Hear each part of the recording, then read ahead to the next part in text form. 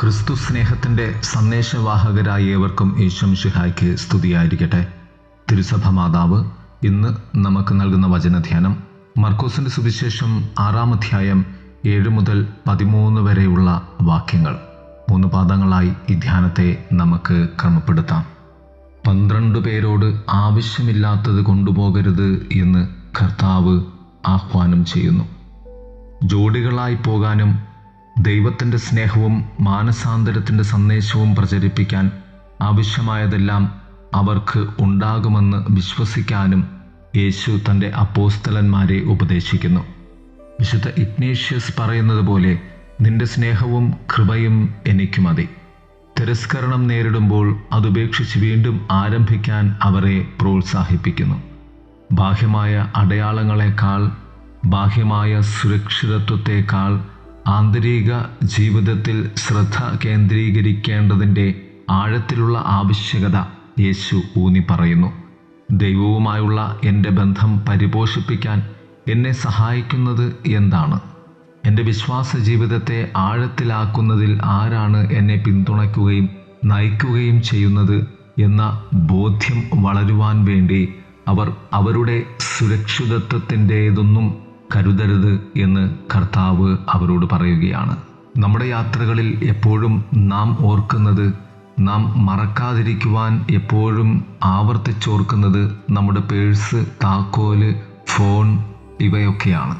ഇത് നമുക്ക് വേണ്ടി നാം ഓർക്കുമ്പോൾ കർത്താവ് യഥാർത്ഥത്തിൽ നാം കരുതേണ്ടത് ആത്മീയമായ പേഴ്സും ആത്മീയമായ താക്കോലും ആത്മീയമായ ഫോണുമാണ്. മറ്റുള്ളവർക്ക് കൊടുക്കുവാൻ വേണ്ടിയുള്ള ആത്മീയ സമ്പാദ്യം കരുതുവാൻ, മറ്റുള്ളവരിലേക്ക് തുറന്നു കയറുവാനുള്ള ദൈവ സ്നേഹത്തിൻ്റെ വചന മന്ത്രം ഓതുവാൻ, മറ്റുള്ളവരോട് സംസാരിക്കുവാനും സ്വന്തമാക്കുവാനുമുള്ള സമാധാനത്തിൻ്റെ സന്ദേശം പരത്തുവാൻ. 2, അപരിചിതരെയും അയൽക്കാരെയും സ്വാഗതം ചെയ്യുന്നതിൽ ദൈവസ്നേഹം ഉണ്ടെന്ന ബോധ്യത്തിൽ നാം അപരർക്ക് വേണ്ടി ഇറങ്ങിത്തിരിക്കുക എന്നതാണ് ഈ യാത്ര ഉദ്ദേശം. ആളുകൾ തങ്ങളുടെ കുടിലുകളിൽ നിന്ന് ഇറങ്ങിയപ്പോൾ ദൈവത്തിൻ്റെ കാൽപ്പാടുകൾ തറയിൽ കണ്ടെത്തിയെന്ന് ഇന്ത്യൻ എഴുത്തുകാരനായ ടാഗോർ നമ്മോട് പറയുന്നു. നമ്മിൽ ഓരോരുത്തരിലും ദൈവീക ചൈതന്യം വസിക്കുന്നുവെന്ന് നാം ബോധ്യപ്പെടുന്നു. പരസ്പരം സ്വാഗതം ചെയ്യുമ്പോൾ നാം ദൈവത്തെയും ദൈവപുത്രനായ യേശുവിനെയും സ്വാഗതം ചെയ്യുന്നു. ഇത് ഏവർക്കും സഭയുടെ സ്വാഗതം നൽകുന്ന അനുഭവമായി മാറുന്നു. കർത്താവിൻ്റെ മേശയിലേക്കോ സമൂഹത്തിലേക്കോ ആരെ സ്വാഗതം ചെയ്യണമെന്നും സ്വാഗതം ചെയ്യരുതെന്നും സഭ പലപ്പോഴും തീരുമാനിച്ചിട്ടുണ്ട്. ആവശ്യമുള്ള അപരിചിതനെ സ്വാഗതം ചെയ്യുന്നതിൽ നമ്മുടെ രാജ്യത്തിന് അമിതമായ പ്രത്യേകതയുണ്ടാകും. എല്ലാവരെയും സ്വാഗതം ചെയ്യാനും എല്ലാവർക്കും കൊണ്ടുവരാൻ കഴിയുന്ന വൈവിധ്യമാർന്ന പ്രാർത്ഥന, സൗഹൃദം, ആരാധന എന്നിവയാൽ സമ്പന്നരാകുവാനുമാണ് ഇന്ന് സഭയുടെ ആഹ്വാനം. 3, ക്രിസ്തു അധികാരം നൽകി യേശുനാഥൻ ശിഷ്യന്മാരെ അയക്കുന്നു. ക്രിസ്തു അധികാരം നൽകുക എന്നാൽ ക്രിസ്തു അവരിൽ വസിക്കുന്ന സത്യം അവരെ ബോധ്യപ്പെടുത്തി കൊടുക്കുക എന്നതായിരുന്നു കർത്താവ് ശ്രമിച്ചത്.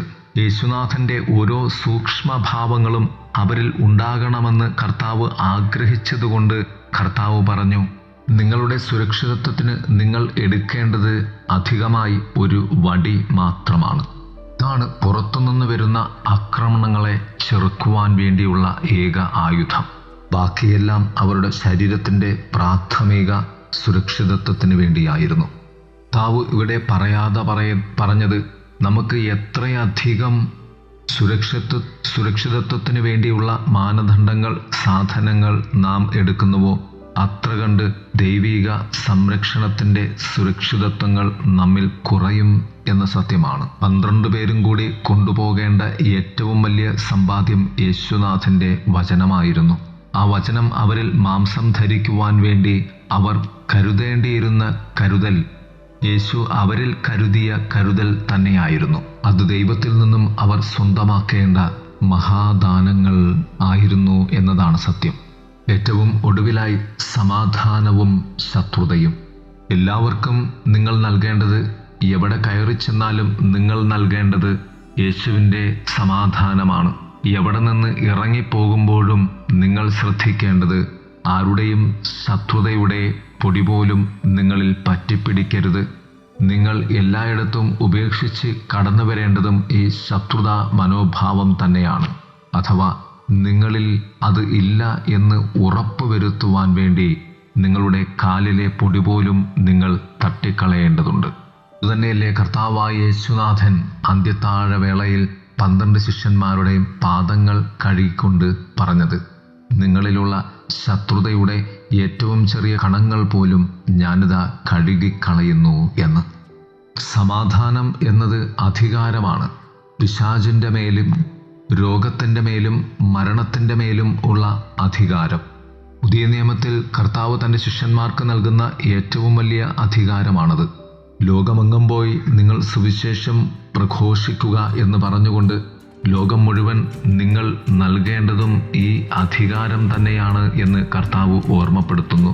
ഈ അധികാരം ആരെയും കീഴ്പ്പെടുത്താത്ത, ആരെയും വേദനിപ്പിക്കാത്ത, ആരെയും പരാജയപ്പെടുത്താത്ത, എന്നാൽ സർവരെയും നേടിയെടുക്കുന്ന ദൈവത്തിൻ്റെ സത്യമാണ്.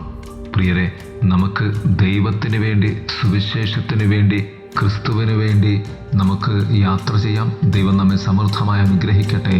ആമേൻ.